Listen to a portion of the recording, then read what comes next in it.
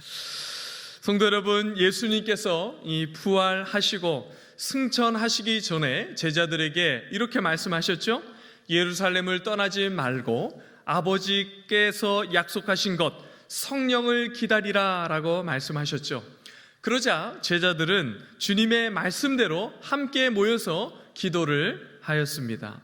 그러자 정말 오순절에 성령이 불이 붙은 혀와 같이 각 사람에게 임하게 되죠. 여러분, 불이 붙은 혀는 무엇을 의미한다라고 우리가 지지난주에 이야기를 했죠? 네, 생각나십니까? 여러분, 불이 붙은 혀는 정결한 혀를 의미한다라고 이렇게 이야기했죠.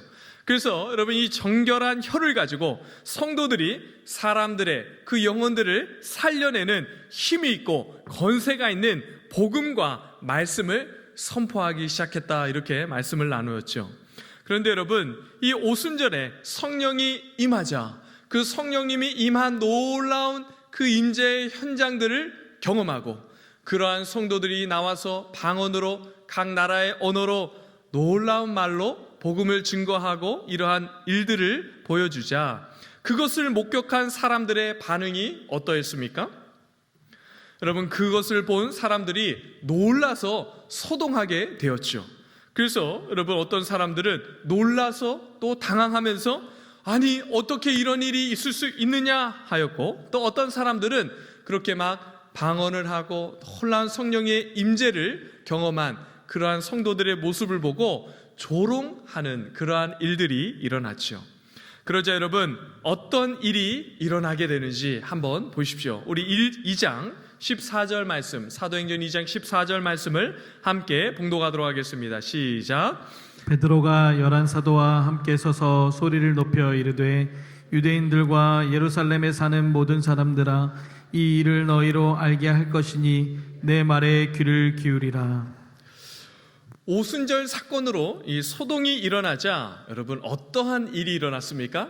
교회는 여러분 말씀을 전할, 그러니까 설교할 기회를 얻게 되었죠. 그래서 오늘 베드로가 말씀을 열어서 내 말에 귀를 기울이라 라고 이야기하면서 이 오순절날 일어날 역사가 어떠한 사건이고 이 사건과 이 현상이 무엇을 의미하는 것인지를 해석해 주면서 사람들에게 이 말씀을 풀어서 설교를 하게 되는 것입니다. 여러분, 오늘 우리가 보는 이 베드로의 설교는 이 교회가 세워지고 여러분 첫 번째 설교인데요. 성도 여러분, 우리는 흔히 성령님이 역사하신다라는 말을 들으면 대부분 성령님의 역사가 어떠한 방식으로 임하게 되는지를 기대하십니까? 여러분, 성령이 임했다, 성령의 놀라운 역사가 나타났다 하면 여러분들은 어떠한 역사가 일어나기를 기대하고, 또한 여러분들의 생각은 어떠한 성령님의 역사가 일어났을 것이다 라고 생각되어지십니까? 아마도 대부분은 이 사도행전 2장에 나타난 것 같이 눈에 보이거나 뭔가 소리가 들리거나 또한 몸으로 느낄 수 있는 신비한 체험이 일어날 것을 기대하고 그것들을 생각할 것입니다. 또는 병이 낫거나 어떠한 기적이 임하는 것을 생각하지요.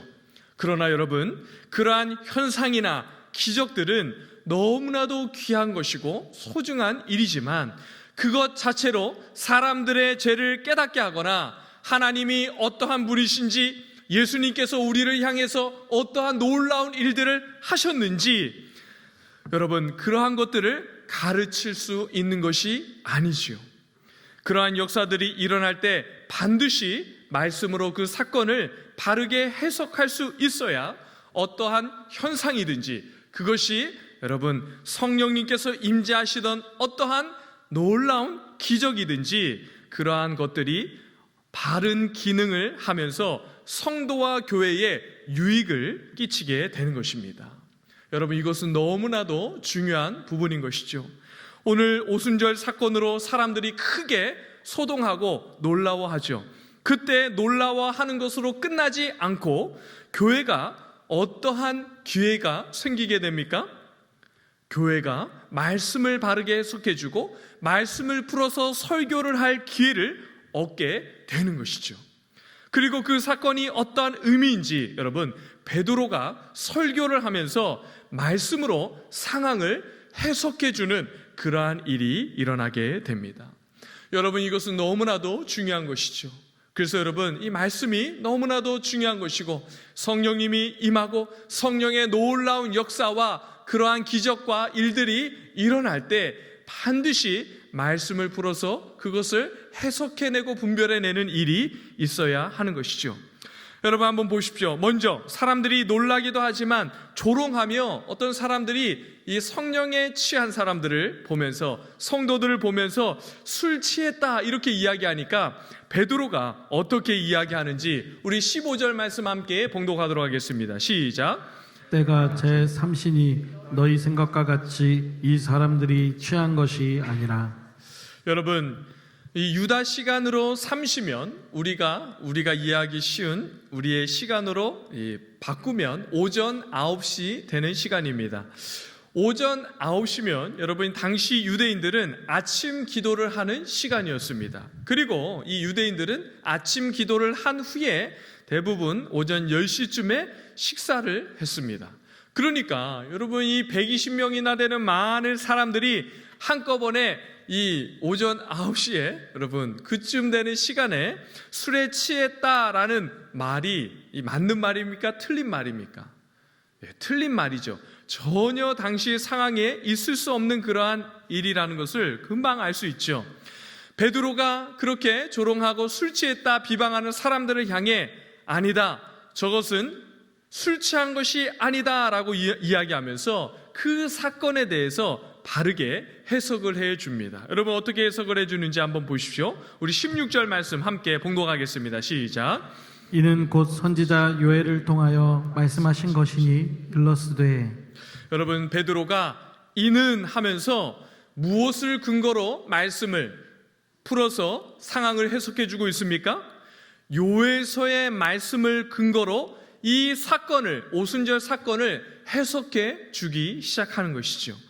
사랑하는 성도 여러분, 어떤 현상이 일어날 때 그것을 반드시 말씀으로 해석해내야 하는 것입니다.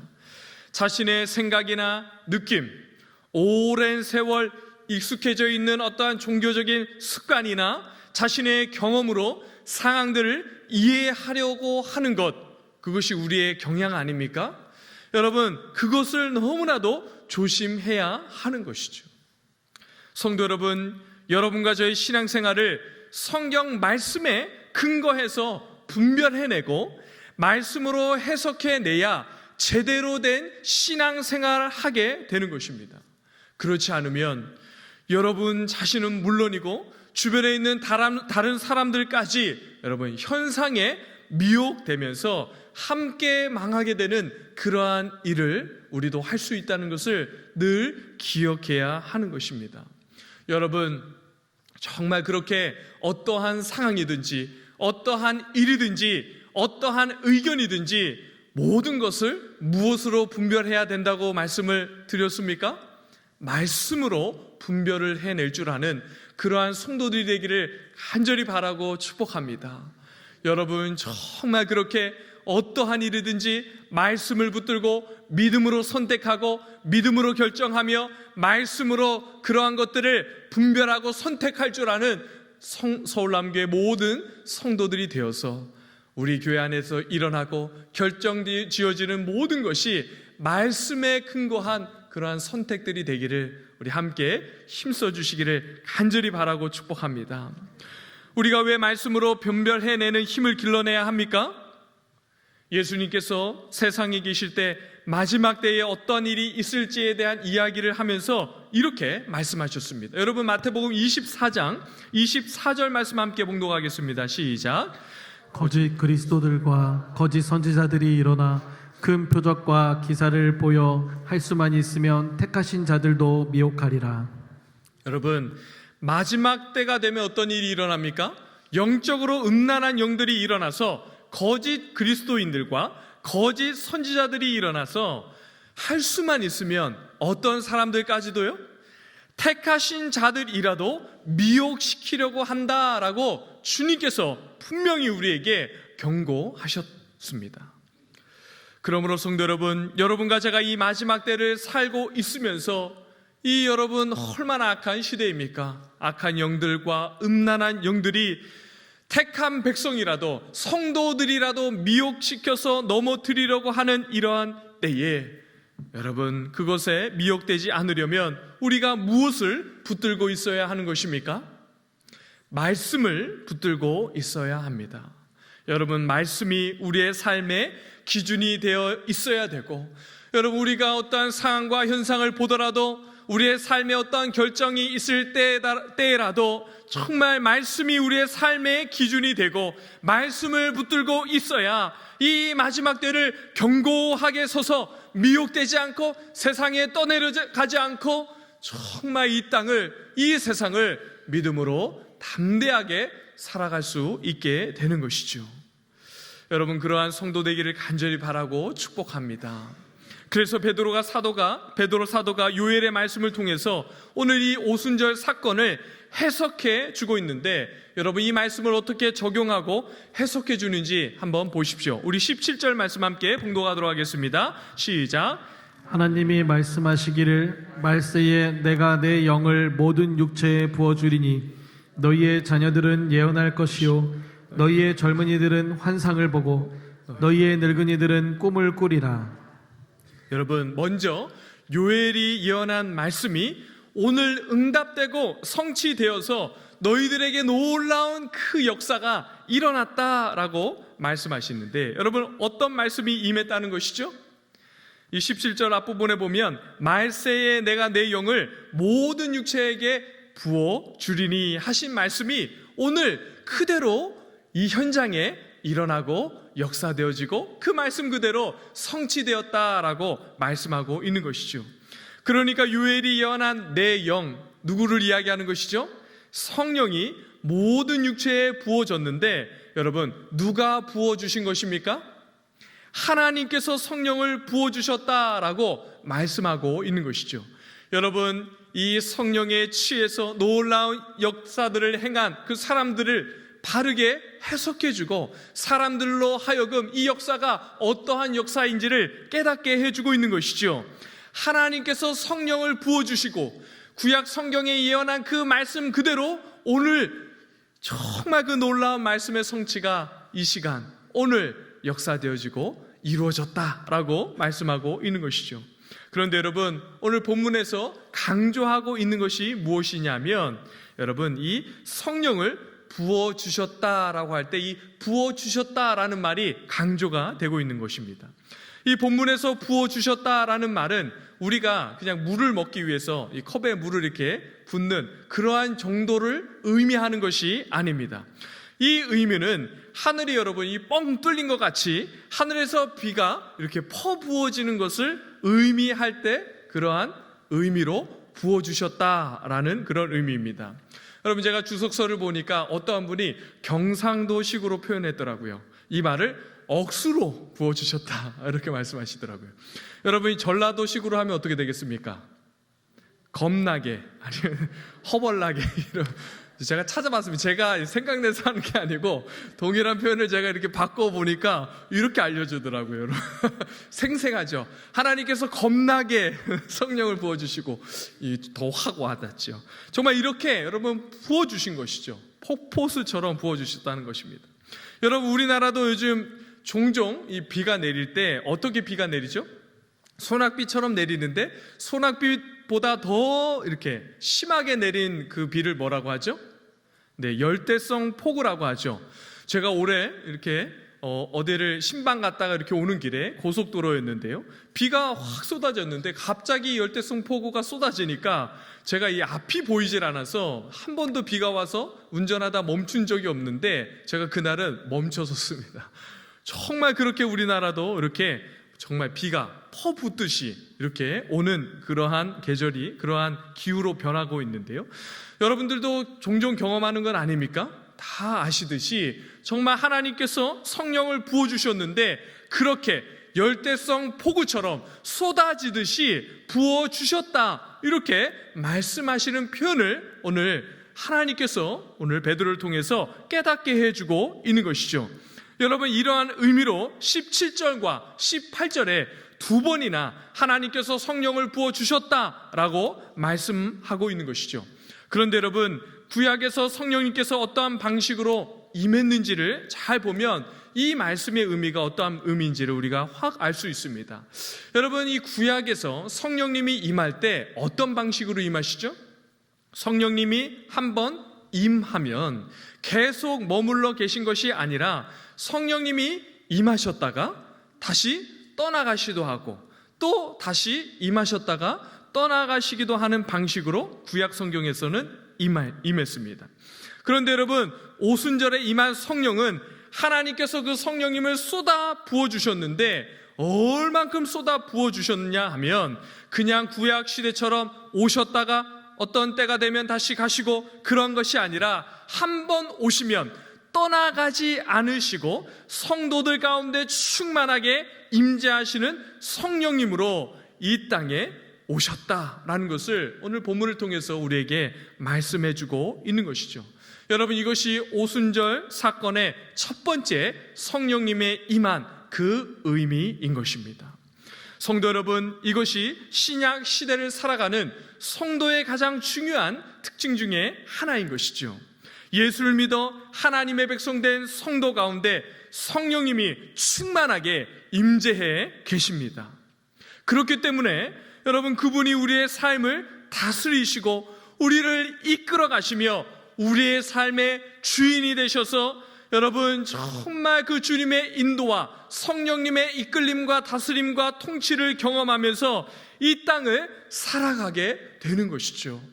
여러분, 우리는 그냥 세상을 나의 생각이나 어떤 노력이나 수고나 결정에 의해서 살아가는 것 같지만 여러분, 우리와 함께 누가 우리의 삶을 인도하시고 역사하신다는 것입니까?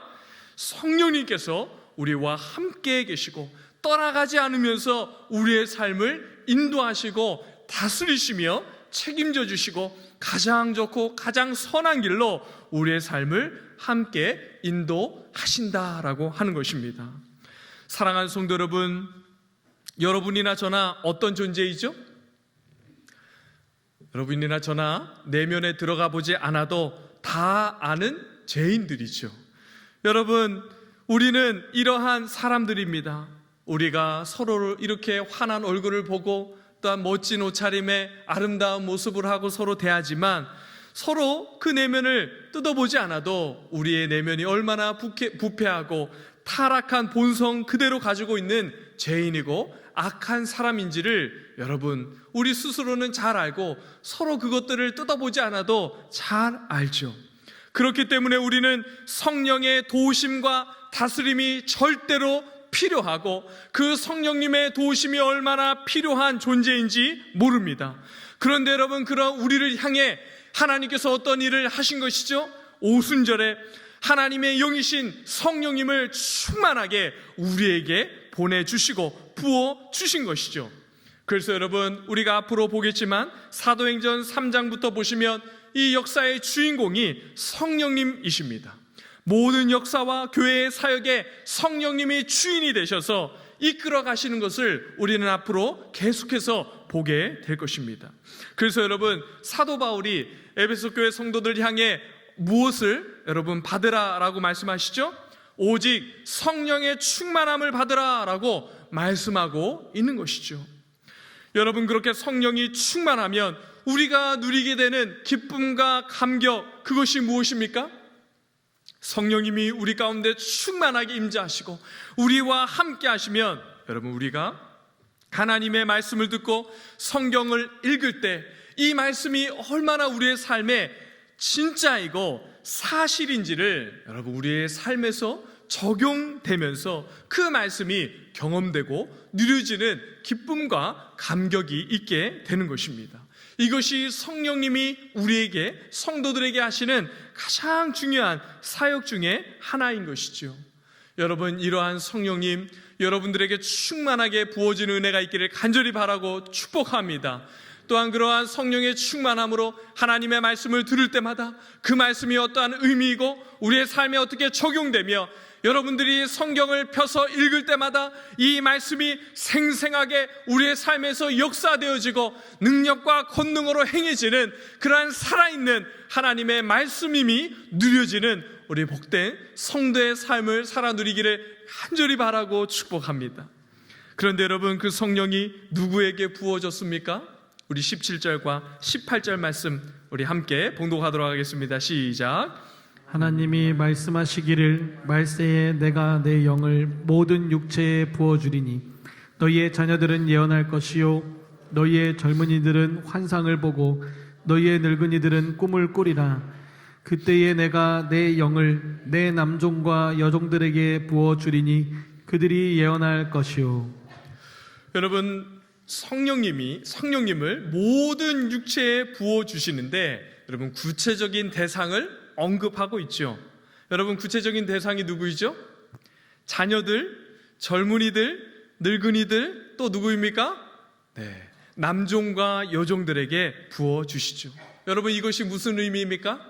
나이와 신분과 지위와 같은 그러한 모든 것을 초월해서 예수를 믿는 신실하고 진실한 성도들 누구든지 그 성령님을 하나님께서 부어주시겠다라고 말씀하고 있는 것이죠. 사랑하는 성도 여러분, 이것이 얼마나 놀라운 복음입니까? 세상은 늘 나누죠. 돈이 많은 사람, 돈이 없는 사람, 재능이 있는 사람과 재능이 없는 사람, 특별한 사람과 평범한 사람, 실패한 사람과 성공한 사람, 세상은 여러분 이러한 저런 기준들을 가지고 끊임없이 사람들을 나누고 사람들을 가르죠. 그러나 복음은 그렇지 않습니다. 모든 육체에게 하나님께서 성령님을 충만하게 부어주신다라고 약속하고 말씀하고 있는 것이죠. 여러분, 무엇 때문에 그러한 일이 가능합니까? 여러분과 제가 하나님 앞에 그럴 만한 일을 하거나 공로를 세워서가 아닙니다. 예수님께서 우리를 위해서 하신 그 십자가의 공로 때문에 우리 같은 자들에게 성령을 부어주셔서 하나님의 그 놀라운 일들을 감당하게 되는 그러한 은혜의 통로요, 도구가 되는 영광을 부어주신 것이죠. 성도 여러분, 이렇게 성령이 충만하게 임하면 어떠한 일이 임하게 되죠? 어떠한 역사가 일어나게 됩니까? 우리 17절 말씀 18절 보면 이렇게 말씀하죠. 자녀들은 예언을 하고 젊은이들은 환상을 보고 늙은이들은 꿈을 꿉니다. 여러분, 남종과 여종들은 또 무엇을 합니까? 예언을 하죠.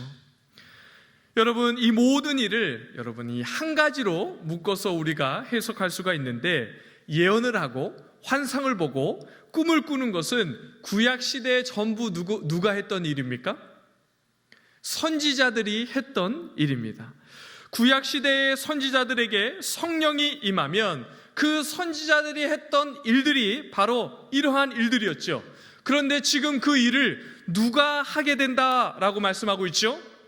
성령이 부어지면서 성령이 부어진 모든 성도가 그러한 놀라운 일들을 하게 된다라고 말씀하고 있는 것이죠. 성도 여러분, 이것이 얼마나 감격적인 일입니까? 성령이 부어진 모든 성도가 하나님의 말씀을 깨닫게 되면서 그 깨달아진 말씀을 통하여 하나님께서 보여주신 그 말씀의 의미를 새기고 그 깨달아진 말씀으로 하나님께서 선포하라고 하신 그 모든 말씀들을 사람들에게 선포해내는 것, 이것이 얼마나 큰 축복과 은혜인지 모르는 것입니다. 그런데 여러분, 이것이 성령을 받은 여러분과 저에게 부어진 놀라운 역사이다 라고 말씀하고 있는 것이죠. 그리고 여러분, 환상을 보고 꿈을 꾸고 예언을 하는 것은 전부 무엇과 관련이 있는 것입니까?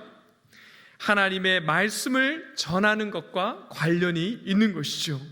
그러므로 하나님의 영인 성령이 물 붓듯 교회 위에 부어지면 일어나는 가장 중요한 현상 중에 하나는, 여러분, 모든 성도들이 구약의 선지자들이 깨닫고 누리게 된 것처럼 하나님의 말씀이 풍성히 깨달아지고 그 말씀이 마음에서부터 누려지고 정말 그 말씀에 감격하면서 그 말씀을 어떻게 되는 것이죠? 전하고 나누게 되는 그 말씀의 특권과 영광이 주어지게 된 것입니다. 성도 여러분, 성도의 가장 큰 영광 중에 하나는 계시인 이 말씀을 깨닫고 깨달아진 말씀을 함께 나누고 전하는 데 있는 것이죠. 여러분, 성경이 열리고 그 말씀이 깨달아질 때 어떠한 일이 일어나게 됩니까? 지금까지 못 보던 것들이 보여지기 시작합니다. 그리고 이제까지 듣지 못했던 것들이 들려지게 되면서 예수 믿는 것이 무엇이고, 성도로 세상을 살아가는 것이 어떠한 것이고, 또한 성도로서 이 땅을, 세상을 섬기는 것이 어떠한 것인지를 깨닫게 되면서 정말 오고 있는 그 하나님 나라의 영광들을 믿음으로 바라보며 이 땅을 살아가며 정말 성도로 제대로 된 인생, 바르게 세상을 섬기며 성도로 이 땅에서 최고의 영광들을 누리며 살아가게 되는 것입니다. 사랑하는 성도 여러분, 여러분들은 성령의 충만함을 받으셨습니까? 예수를 믿어 성령의 충만한 은혜가 여러분들의 삶 가운데 날마다 부어지고 누려지는 은혜가 있기를 간절히 바라고 축복합니다. 성령의 충만함을 입은 여러분들이 가장 먼저 회복하고 결단해야 될 것이 무엇이겠습니까? 다시 말씀으로 돌아가는 것 아니겠습니까? 여러분, 우리가 다시 말씀으로 돌아가기를 바라고, 여러분들이 그렇게 말씀으로 다시 돌아가기를 결단하고 다시 많은 일들이 일어나기를 간절히 바라고 축복합니다. 그래서 날마다 하나님의 말씀 앞에 여러분과 저를 세우고 그 말씀 앞에 바로 서는 성도들이 되기를 힘써 주시고, 그러한 성도들이 되기를 간절히 바라고 축복합니다. 여러분, 성경은 목회자들만을 위한 그러한 책이 아니죠. 여러분들이 펴고 읽고 듣고 깨달아야 하는 그러한 말씀입니다. 특별히 여러분, 이 개혁, 이 정말 종교 개혁을 통하여 우리에게 물려진 이 하나님의 말씀인 성경인 우리에게 주어지지 않았습니까? 그래서 여러분, 개혁교회 성도들을 향해서 책의 사람들 이렇게 별명을 붙여 주었죠. 여러분, 우리는 어떤 사람입니까? 성경책이 있는 사람들이죠. 성경의 사람들이 바로 오늘 여러분과 저인 것입니다. 일주일 내내 덮어놓고 있다가 주일 아침에 먼지를 탁탁 털어서 달랑달랑 들고 오는 것이 성경이 아닌 것이죠. 우리가 말씀을 펴서 읽지 않고 성경 알기를 힘쓰지 않으면 여러분, 말씀이 닫혀 있고 계시가 닫혀지는 것입니다. 여러분, 말씀이 닫혀 있고 이 계시, 이 말씀이 깨달아지지 않으면 오늘 교회의 아름다움과 성도의 영광들이 계속해서 땅에 떨어지고 그러한 영광들이 계속해서 무너지게 되는 것이죠. 말씀을 모르니까 교회를 다니는데 삶의 능력을 점점 잃어가면서 세상에 점점 밟히는 삶을 살아가게 되는 것입니다. 사랑하는 성도 여러분, 여러분들은 우리 교회와 한국 교회를 어떻게 바라보고 계십니까? 여러분들은 우리 교회와 한국 교회의 가장 큰 문제와 아픔이 무엇이다라고 생각하십니까? 말씀을 펴서 읽지 않는 것, 성경을 알기를 힘쓰지 않는 것, 이것이 교회의, 한국 교회의 가장 큰 문제이고 아픔 중에 하나다라고 생각하지 않을 수가 없는 것이죠. 성도 여러분, 교회의 영광과 성도의 존영은 세상에서 높은 신분과 지위를 가지고 뭔가 탁월한 재능과 능력을 갖춰야 교회가 힘을 가지고 세상에서 성도들이 능력 있게 살아가는 것이 아닙니다. 말씀이 열려서 깨달아지고 깨달아진 말씀을 붙들고 믿음으로 살아갈 때 교회와 성도의 존영과 아름다움이 회복되고, 그렇게 회복된 성도와 교회가 세상을 바르게 섬겨낼 수 있게 되는 것이죠. 사랑하는 성도 여러분, 오늘 이 시대는 성령이 물 붓듯 부어진 은혜의 시대입니다. 이러한 시대에 말씀을 펴서 열지 않으면 도대체 어떠한 은혜를 누리며 이 땅을 살아가며 성도로 이 세상을 섬기며 살아가게 되겠습니까? 우리에게 주어진 은혜도 차버리고 하나님께서 주신 너무나도 놀라운 영광과 감격도 내버려 둔 채 세상에 목이 메어 그렇게 살아가는 그러한 어리석은 성도들이 되지 않기를 간절히 바라고 축복합니다. 특별히 여러분, 이곳에 우리 어르신들이 많이 계신데 우리 자녀들 세상에서 어떻게 살아가고 있는지 관심이 있으십니까? 우리 젊은 세대들이 일주일 동안 세상을 어떻게 살아가고 있는지 여러분들은 어떻게 우리 젊은 세대들과 우리 자녀들을 보고 계십니까?